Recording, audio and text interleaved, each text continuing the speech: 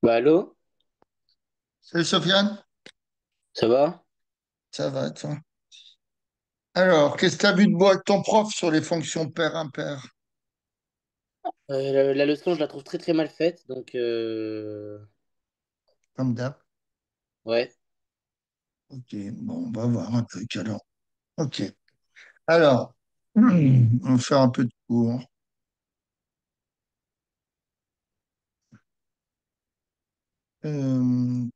Par quoi commencer?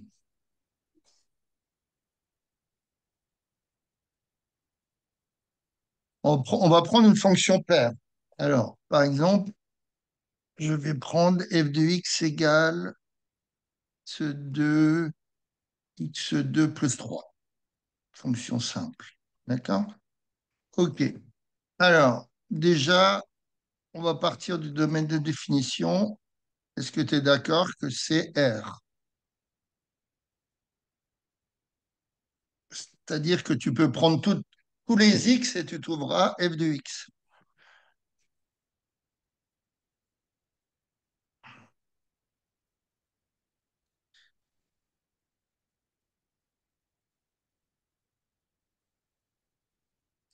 Allô, allô? Oui? Donc, est-ce que tu es d'accord quand je te dis que le domaine de définition, c'est de la fonction f, ce sont tous les réels qu'on peut prendre pour trouver f de x. Oui, oui. Ok. Hein, donc, tu as les fonctions affines, fonctions linéaires, tous les fonctions polynômes sont définies sur R. Hein, tu peux prendre tous les x, tu trouveras f de x. OK. Donc, si je prends R, on est d'accord que c'est moins l'infini jusqu'à plus l'infini. Et cet intervalle, il est centré sur 0.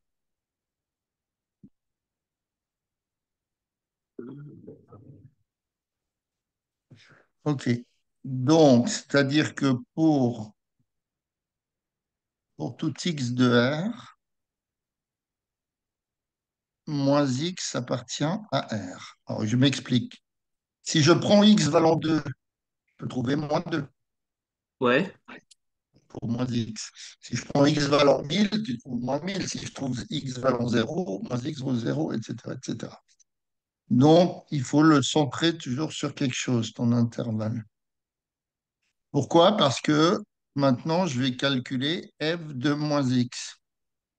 Donc, si je prends f de moins x, la fonction f de x, c'est x2 plus 3. Ça va faire combien? Allô? Ah, pour tout f de moins x, ça va faire I, x? Ben, quand j'ai f de x égale x2 plus 3, si je cherche l'image de moins x, Ah, je c'est remplace x, x. c'est moins x au carré plus 3. Donc, moins x, entre parenthèses, on est d'accord, au carré Oui, plus oui. 3. Donc, ça fait combien? Moins x au carré? X X carré. plus 3. X carré plus 3. Donc, tu as f de moins x, c'est égal à f de x. Donc, c'est dans le... Ça, ce sont les fonctions paires. Hein. Quand tu as une fonction paire, il faudra montrer que f de moins x égale f de x. OK, tu as ça pour les fonctions paires. Après, quand tu as une fonction paire, ben, tu as un axe de symétrie. Hein, par exemple, cette fonction-là, f de x égale x2 plus 3. Hein, son axe de symétrie, ça va être l'axe y, OY. C'est-à-dire que donc axe de symétrie,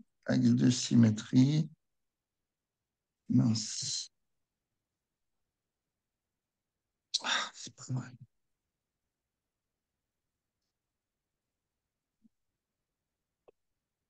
L'axe de symétrie, c'est donc l'axe OY, c'est-à-dire c'est x égale 0.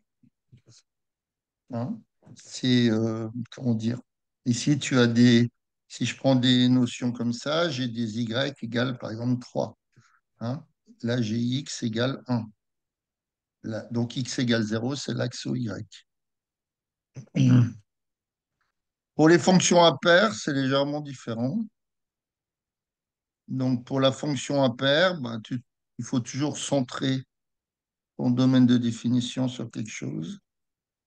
Donc, pour la fonction impaire, tu auras f de moins x égale moins f de x. Ça, tu l'as vu quand même avec ton prof? Oui, Oui. Et tu vas avoir, par exemple, l'origine du repère. Alors là, je mets du repère, du père. Non. Là, tu n'as pas un axe de symétrie, tu as un centre de symétrie. L'origine du repère et centre de symétrie.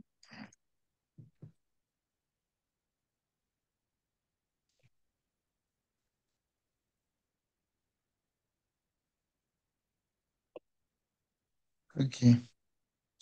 Donc, grosso modo, voilà les histoires de fonctions paires-impaires. C'est pas bien plus compliqué que ça. Euh, Par exemple, si je prends la fonction y égale ou f de x égale x2, égale x2. Là, on a une fonction paire, puisque f de moins x, c'est moins x au carré, donc ça fait x2, donc ça fait f de x. Donc, on a bien, quand tu traces la fonction y égale x2, hein, pour 1, tu trouves 1, pour 2, tu trouves, donc on va prendre 1, pour 2, tu trouves 4, etc., etc. Donc, on va la faire que pour ces deux nombres-là. Pour 2, tu trouves 4. D'accord? Donc, ce que tu peux faire pour la tracer, hein, pour 3, bah, tu vas trouver 9, etc., etc. Ce que tu peux faire pour la tracer, c'est prendre l'axe OY comme axe de symétrie. Donc, si tu traces son symétrique, ici, pour moins 1, bah, tu as bien aussi 1, etc. Pour la valeur moins 2, bah, c'est à peu près, hein, moins 1, moins 2. Là, c'est mon origine. J'avais 4 ici, donc si je fais les choses par symétrie, pour moins 2, j'ai aussi 4. Hein. Donc tu peux tracer par rapport, pour une fonction, c'est à peu près, hein, pour une fonction paire, tu peux tracer par rapport à l'axe de symétrie. Hein. Tu n'es pas obligé de calculer toutes les valeurs positives, négatives. Pour les fonctions impaires, on va en voir une. Si je prends f de x égale x cube. Qu'est-ce que c'est que ce cœur-là? Hein. Donc, on a bien notre domaine de définition qui est R, donc qui est moins l'infini plus l'infini. Euh, Moins l'infini plus l'infini, donc il est toujours celui-là centré sur 0. Et tu as donc pour tout x appartenant à R, moins x appartient à R. Et maintenant, je vais calculer f de moins x. Donc, ça fait quoi?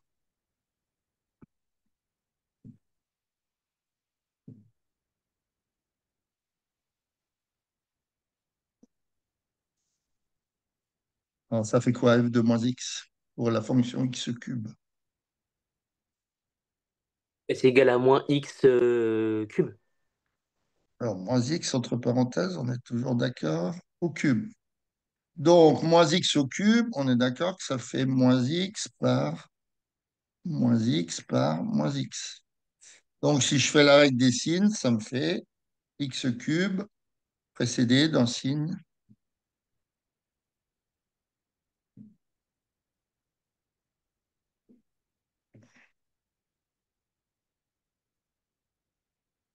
Il est précédé du signe quoi? Plus ou moins? Ah, plus, moins. Moins. Oui, moins, moins. OK. Donc, on voit que f de moins x, c'est moins f de x. D'accord? Donc, si je trace ma courbe, bah, je suis pas obligé de la tracer puisque je sais que j'aurai un centre de symétrie qui est l'origine. Je suis pas obligé de la tracer sur toute la longueur.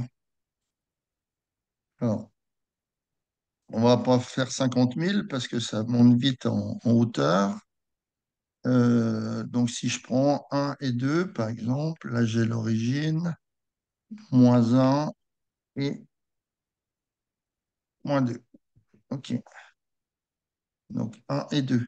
Donc, pour 0, bah, elle passe par 0. On est d'accord? Fonction x cube. Pour un, j'arrive à combien?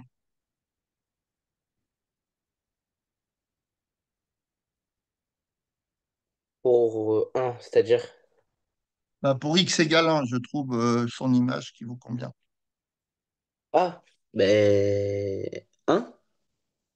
Voilà. Pour x valant 1, je trouve 1. Donc voilà. Pour x valant 2, je trouve 2 au cube, ça fait.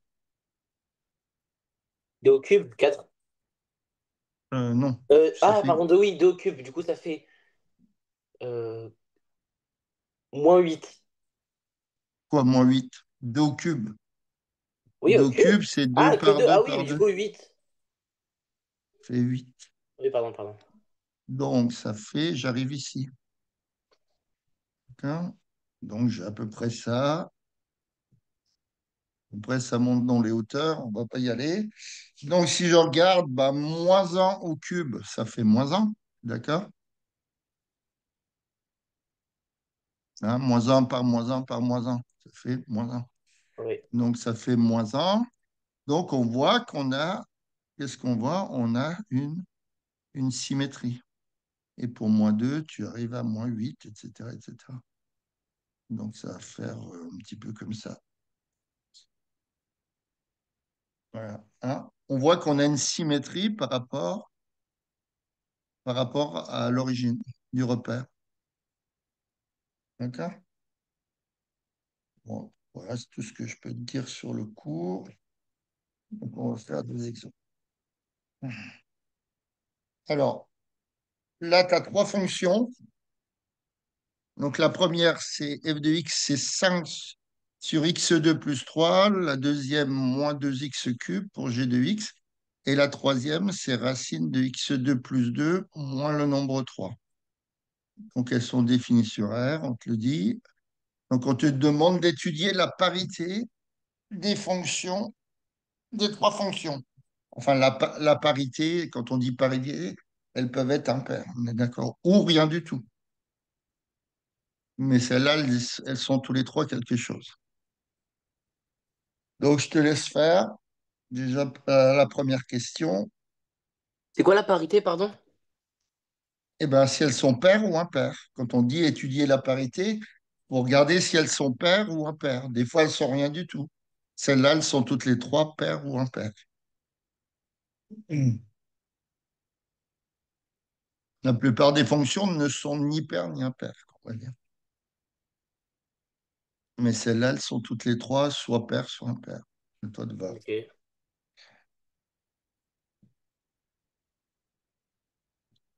Donc, tu pars du même principe que calcul.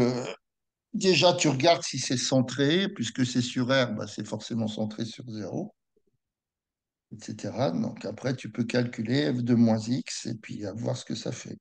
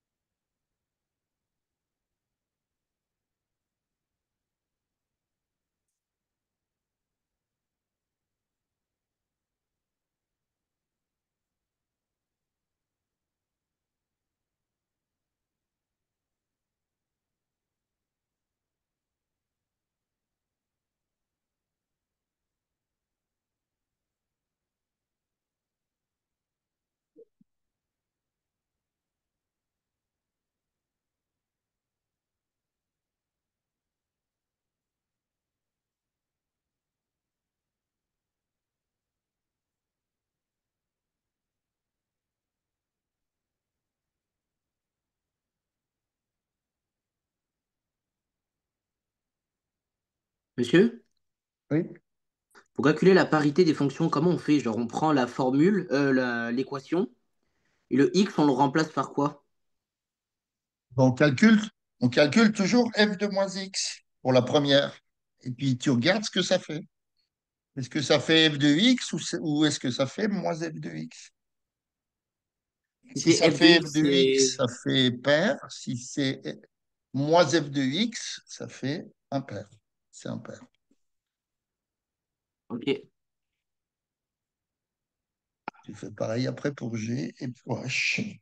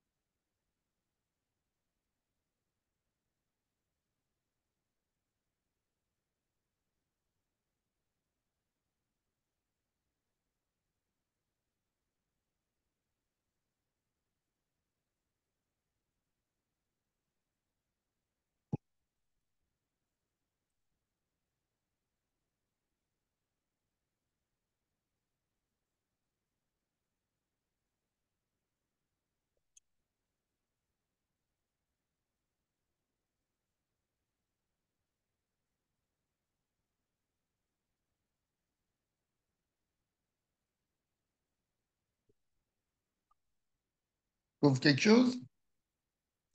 Ah, c'est compliqué, je cherche des solutions, mais je trouve ça dur. Vous avez fait des exercices avec le prof ou pas? Très rapide, on va dire. On a fait beaucoup de probabilités. Ok.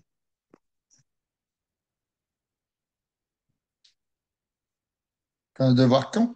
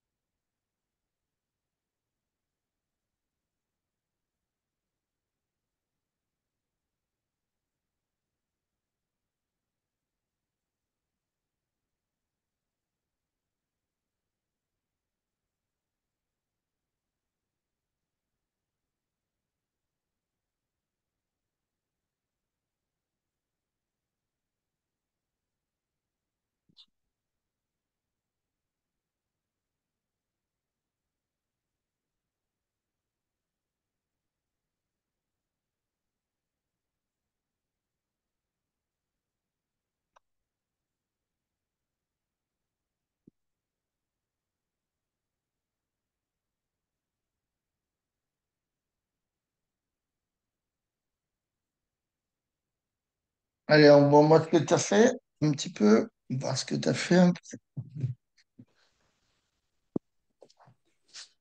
Non, mais j'ai fait un peu n'importe quoi.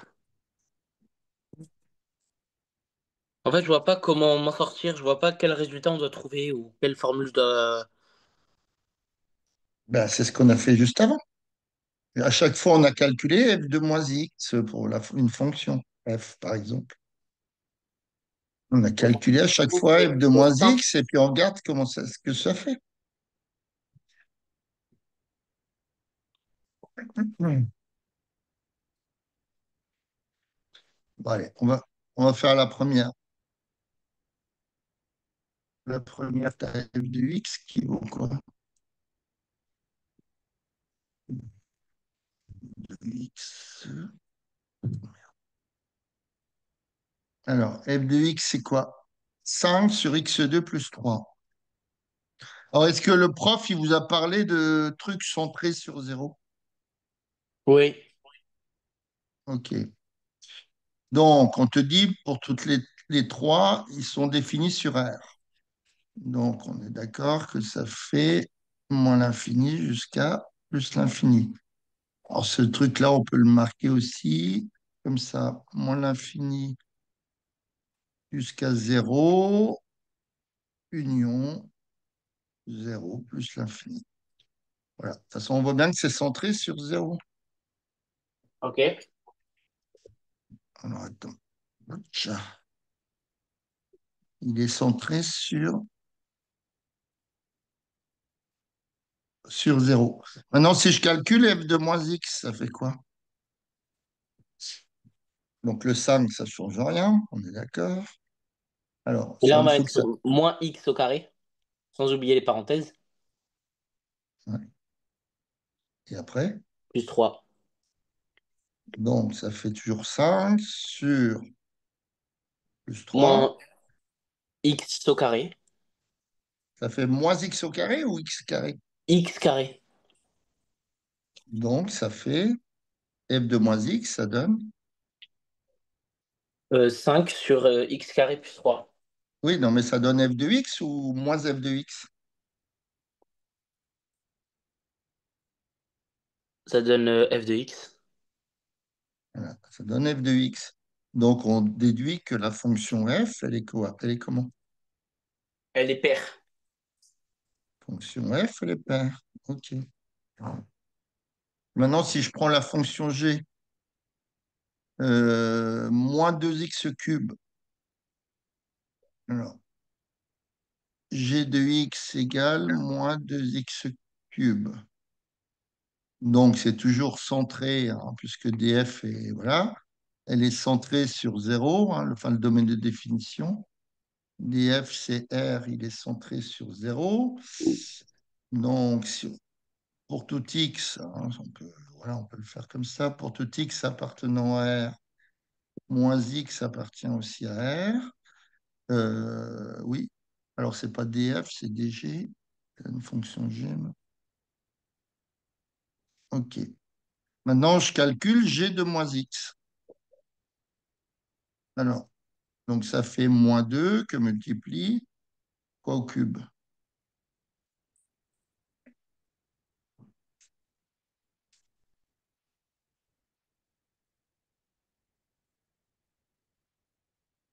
Hein, que je calcule g de moins x. Donc dans la parenthèse, j'aurai quoi?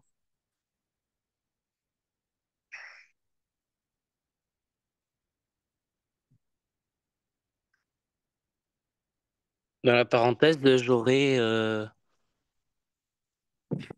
moins x. Voilà. Moins x au cube. Donc, si je le développe, enfin si je développe, si je fais moins x par moins x par moins x, ça va faire. Alors, le signe, ça va être quoi? Ah, ça va faire x cube, c'est sûr. Le signe, ça va être comment? Moins. Donc, ça va être moins x cube. Alors, attends, ça bouge pas, je sais pas pourquoi. Voilà, ça va faire moins x cube. Et je le multiplie toujours par moins 2 qui est devant. Donc, ça va faire combien de x cube, ça? Ça va faire, Moins 2 par moins x cube. ça va faire 2x cube. Voilà, ça va faire 2x cube. Donc, g de moins x, est-ce que c'est égal à g de x ou à moins g de x?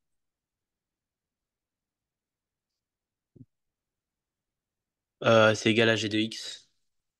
Non, g de x, c'est moins 2x cube. Ah, donc C'est c'est égal marqué. à g de moins x. Non, moins g de x. Oui, oui. Ben, tu m'as dit g de moins x, toi. Oui, g de moins x. Non, c'est moins g de x. Ah oui, moins g de x, ok. Bon. Puisque g de x, c'est 2x cube. Si je fais moins g de x, c'est moins 2x cube. Donc, ça veut dire que ma fonction g, elle est impaire. Ok. Maintenant, pour la fonction h,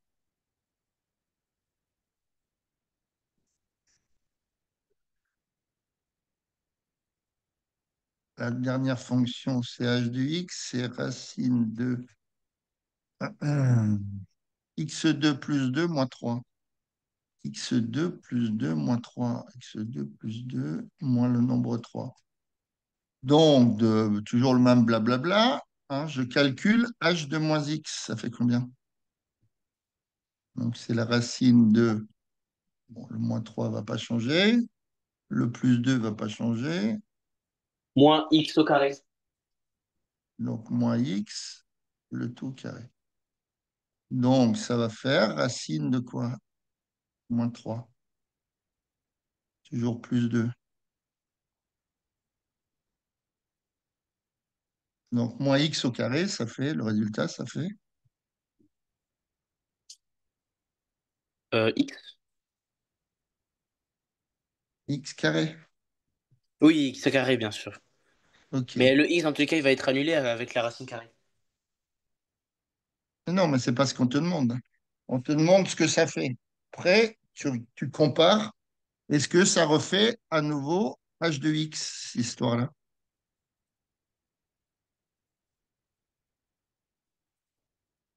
Est-ce qu'on a trouvé h de moins x, c'est racine de x2 plus 2 moins 3. Est-ce que Oui, c'est on h de trouve la même x chose.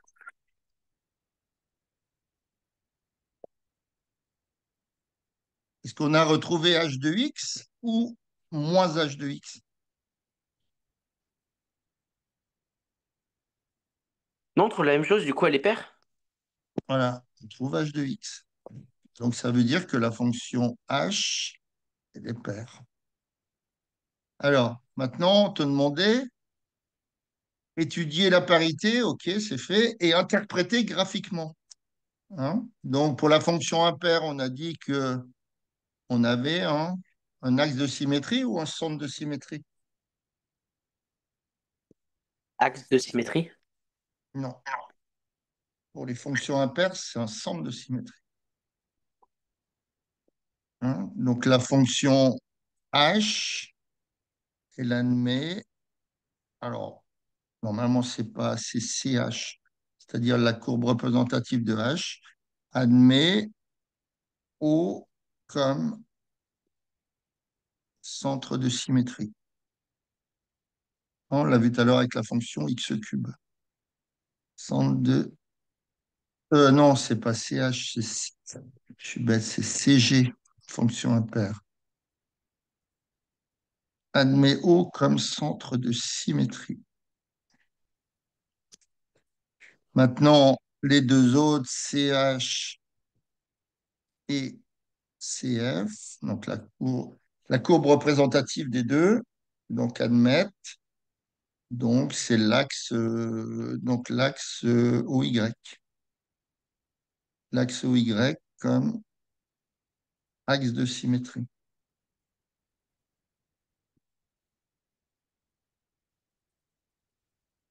Alors, il y en a une qui est impaire, on a dit que c'était G. D'accord? Donc, dans la deuxième question, on te dit on a représenté f, g et h associés à chaque courbe la fonction correspondante. Donc, tu as une fonction C1, C2, C3. Donc laquelle est impaire d'après le tracé?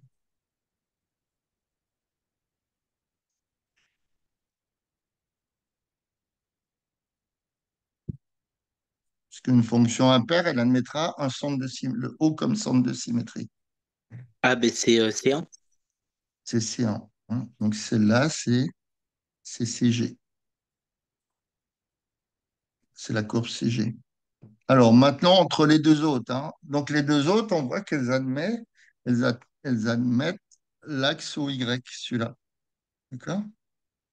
Comme axe de symétrie. Alors maintenant, il faut trouver laquelle est laquelle. Alors, comment tu peux trouver, puisque les deux sont pairs. Donc, c'est pas par là que tu vas trouver. Donc, comment on pourrait faire?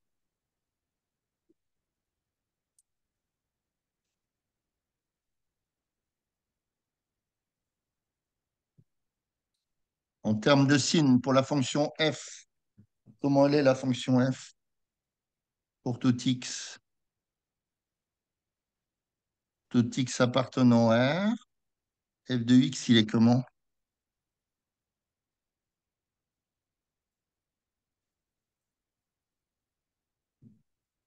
Hein. On a un carré plus 3 et 5 au-dessus, donc ça fait comment? Ça peut être négatif. Quoi.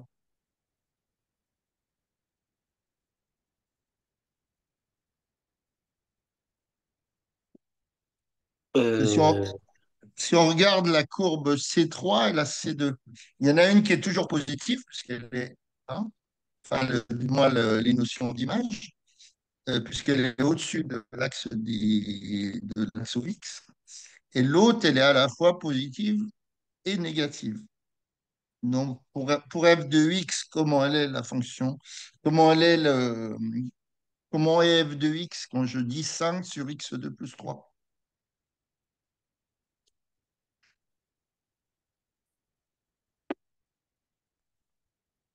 j'en ai aucune idée. Ben, est-ce que ça peut être négatif ou c'est toujours positif? Et pourquoi? Ce sera toujours négatif? Ah bon? C'est toujours positif. Po- Non, négatif, j'ai dit. Oui, mais c'est positif. Ah, Ben, ben, x2, c'est comment? C'est positif? positif ou nul? Ouais, positif. Donc x2 plus 3, x2, ça va être strictement positif. Et donc 5 sur x2 plus 3, c'est quelque chose qui sera toujours positif. Donc finalement, laquelle est là est la fonction f? Est-ce que c'est la C2 ou la C3?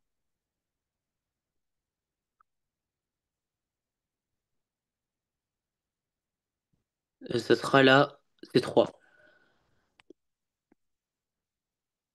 Ouais, ça c'est CF.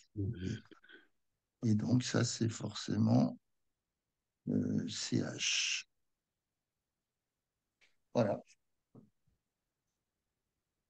Alors, ici tu as des fonctions. Parmi les fonctions représentées ci-dessous, indiquez celle qui semble représenter une fonction paire ou impair.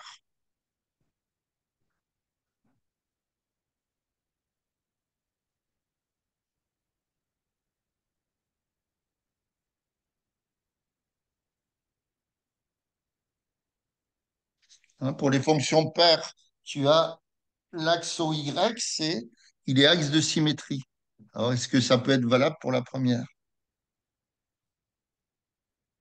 Est-ce que l'axe OY, il est axe de symétrie pour la première, pour la petite a?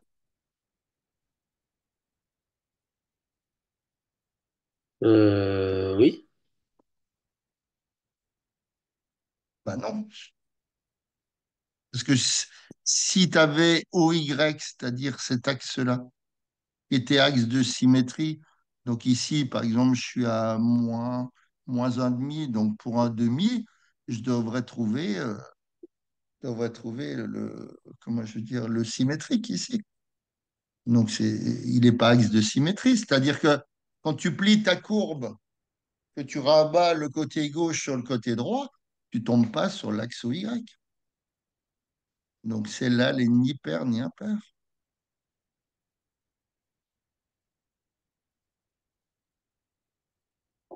Elle est ni paire ni impaire. Ni impaire. Hein? Tu n'as pas l'origine du repère qui est centre de symétrie. Par contre, si tu prends la deuxième, est-ce que ça peut coller? Est-ce que ça peut coller? Oui. Alors, si je prends celui-là, OK. Si je prends ce point-là, son symétrique, il est là. Donc, on a bien l'axe OY qui est centre de symétrie, axe de symétrie. Si je prends celui-là, ça peut coller avec celui-là. Celui-là, ça peut coller avec celui-là. Donc, celle-là, elle se repère.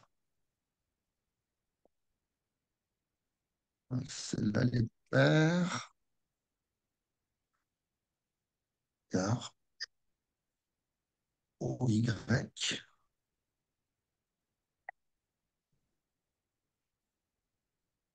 Ah, c'est pas vrai, pourquoi ça marche pas, cette histoire? OY, donc, et axe de symétrie.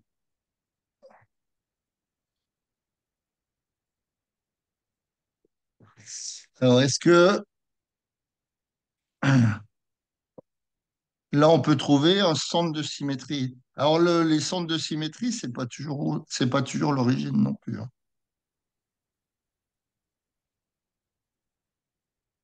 On peut avoir une symétrie par rapport à un point.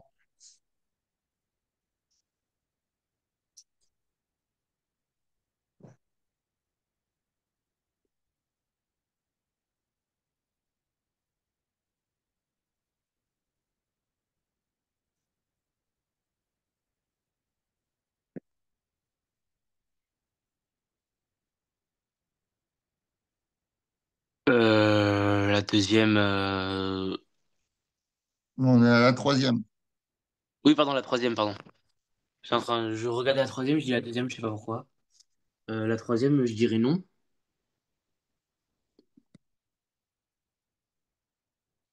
Bah, en tant qu'axe de symétrie, non. Parce que ça veut dire que s'il y avait un axe de symétrie, elle partirait, comment dire, elle partirait comme ça, t'es d'accord? Ouais. Pour faire une symétrie avec l'autre côté. Donc, elle n'est pas paire, celle-là. Mais est-ce qu'elle est impaire? Est-ce qu'il y a un centre de symétrie? Non. Moi, j'en vois un. Ah oui, moi aussi, pardon. Donc oui. Celui-là, hein. Donc, le centre de symétrie. Centre de symétrie, ça pourrait être. Donc, le point, on va l'inventer. Le point A, qui a pour composante coordonnée 0,2. Hein. Si je prends ce point-là, regarde. Ce point-là, fonci 1. Le point d'abscisse, on ne voit pas trop bien, c'est 1 peut-être. Le point d'abscisse 1, il est symétrique du point d'abscisse moins 1. Hein. Si je regarde, il y a bien une notion de symétrie. Tu vois. C'est-à-dire que le centre de symétrie est au milieu. Si je prends le point là, est-ce qu'il est symétrique par rapport à celui-là? Ouais, ça a l'air de coller, quoi. Ouais. Hein. Et celle-là, ça pourrait être aussi ouais, ce point-là. Elle ne peut pas être paire parce que faudrait qu'elle se plie en deux sur le,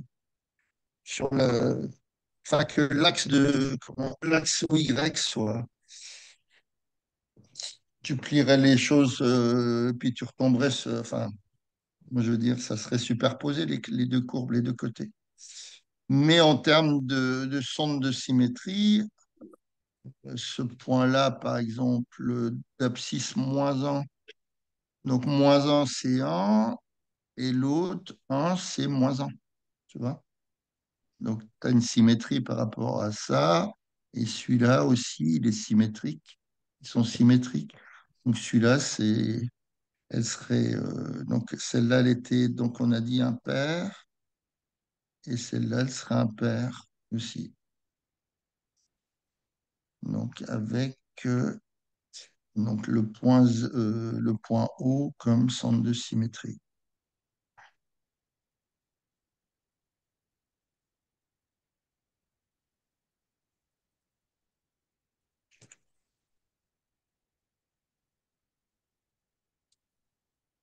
Alors, celui-là, le 48. Alors, on va le faire ensemble pour arriver à le finir. Déterminer graphiquement l'ensemble de définition de F. Donc, elle est définie sur de où à où. Moins 3 à 2 à 3 pardon. Donc, df, c'est moins 3 jusqu'à 3. Et pris, hein, puisque le point d'abscisse moins 3, on voit qu'il a son image, et le point d'abscisse 3 aussi. OK. Alors, à l'aide du graphique, dresser le tableau de variation. Tu as vu Oui, ça, les donc on va variations? mettre, par exemple, on va mettre de 15 à moins 10 ça descend. De moins 3 pardon, à 2 à moins 2 ça descend. De moins 2 à 5 à 0 pardon, ça va monter. De 0 à 2 ça va baisser. Et de 2 à 3 ça va monter. OK. Alors, F. Donc, on a dit de moins 3 à moins 2, ça Ouais. décroît. D'accord? Donc, ça décroît. Donc, normalement, il faut rentrer des valeurs. Euh, ouais, ça fait moins 10, quelque chose. Ça. Faut rentrer les valeurs, normalement, bon, c'est pas grave. Et après, donc, de moins 2 à 0, ça croît. D'accord? Après, de 0 à 2, ça décroît. Et après, de 2 à 3, ça croît. Donc, voilà les variations. En mettant les nombres qui correspondent, quoi. Ça fait combien, cette histoire-là? Moins 5, ça fait une unité par petit carreau. 6, 7, 8, 9, 10. Ouais. Donc, ça décroît jusqu'à moins 11. Quoi, ça ne marche pas, ce truc-là? Énerve, ce truc. Là, j'ai moins 11. 11, 0, ben, ça croît jusqu'à 5. Là, ça croît jusqu'à 5.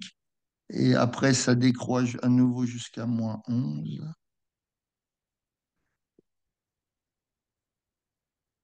Et ça croît à nouveau jusqu'à l'autre, il est à combien? 5, 10, 14. Et là, pareil, 14. Donc voilà le tableau de variation. Alors, déterminer les extrémas. Donc, c'est-à-dire où il y a un minimum, un maximum. Alors, les minimums, ils sont où? Les minimums, c'est moins 2 et 2. Alors, minimum. Alors, quand on parle de minimum, on dit combien ils valent et en quelle valeur. Donc, les minimums, ils valent combien on a dit? Moins 11. Donc, pour x égale, on a dit moins 2 et x égale 2. Bon, c'est le même minimum, quoi. Minimum moins 11 et le maximum, donc le maximum, il est en 14. Voilà. Pour, donc, x égale moins 3 et 3. X égale moins 3 et x égale 3. Alors, on arrive dans ce qui nous intéresse, euh, montrer par le calcul la parité de f. D'accord? Alors, celle-là, elle est centrée sur zéro, hein, puisque tu as moins 3 jusqu'à 3, c'est bien centré sur zéro. Donc, si tu prends une valeur de x sur 0,3, tu trouveras moins x dans moins 3. Alors, c'est centré sur zéro. Et maintenant, si je calcule, alors elle s'appelle comment? F. Si je calcule f de moins x, ça fait quoi? Hmm. On te la donne Ça, au-dessus, hein. ça va x4 faire moins 8x2 plus 5. Donc, c'est quoi puissance 4? Donc, moins 8 quelque chose, puissance 2 plus 5. moins 2 dans les deux endroits. Pourquoi moins 2? Je calcule f de moins Moins x, x. pardon, moins x, moins x. Donc, ça fait moins x puissance 4 moins x carré. OK. Donc, moins x à la puissance 4, ça fait quoi?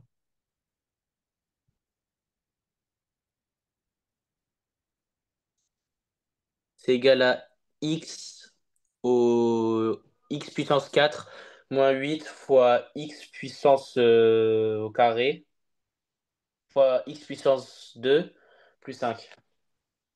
Plus 5. Donc, on a f de moins x qui vaut combien?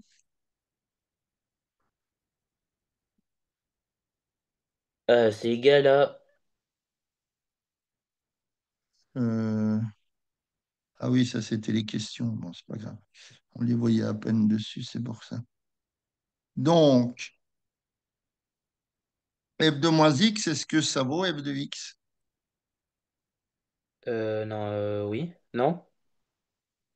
Ah, f de x, c'est x4 moins 8x2 plus 5. Donc, ça vaut.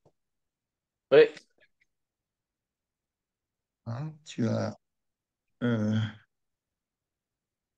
f de moins x égale, donc on a dit x4 moins 8x2 plus 5. Donc, ça vaut f de x. Donc, ça veut dire que ta fonction f, elle est bien paire. Elle est paire et donc admet donc l'axe y qui peut être x égale 0 aussi. Ça ne marche plus. Ça. Voilà. OY, donc, comme axe de symétrie.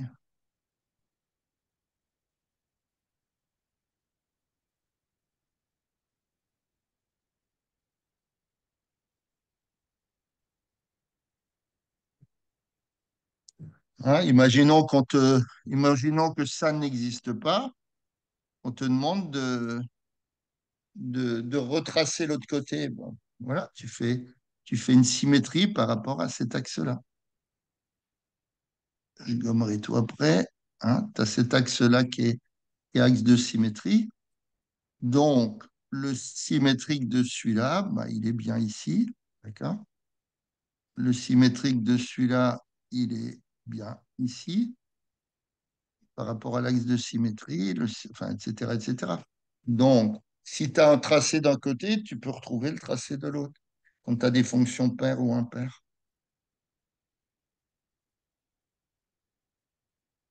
OK? Ok.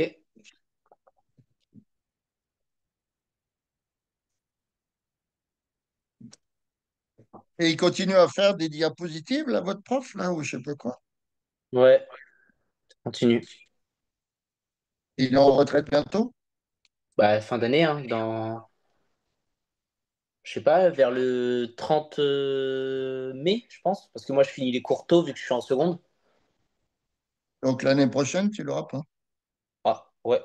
Mais même s'il était encore en activité l'année prochaine, je l'aurais pas eu parce que il fait pas les premières spé. D'accord. C'est pas plus mal. Ouais. C'est peut-être un bon prof, mais il a les anciennes méthodes, quoi. Ah, ben ça fait très longtemps qu'il enseigne, donc oui. Ah oui, non, c'est pas parce que ça fait longtemps que tu enseignes que tu es un bon, hein. Ça, c'est pas toujours vérifié. Après, moi, je Ah le non, juge non, pas. mais c'est sûr qu'il a l'ancienne méthode. Oui, oui. Moi, je le juge pas parce que je vois pas ce qu'il fait en cours. Donc, mais c'est pas évident, quoi, faire des trucs comme ça. Et il vous envoie sur Internet Oui, il nous envoie le cours, ouais. le cours après, quoi. Et après avoir expliqué. Ouais, pourquoi pas. Ok, ça marche. Bon, allez, on va pas commencer un exo pour 3 minutes, 2 minutes. Donc, demain, on se voit à quelle heure? Je sais plus. 19h. C'est aussi 19h demain? Oui, Je je sais plus. crois. Si vous voulez, on peut avancer le cours, hein. Non, non, non, non, non, non, parce que j'ai d'autres cours. Je regarde juste que ça soit bien ce que tu me dises. Ouais, c'est pareil, 19, ouais.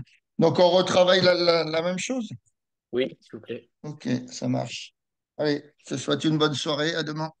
Bonne soirée, à demain. Au revoir.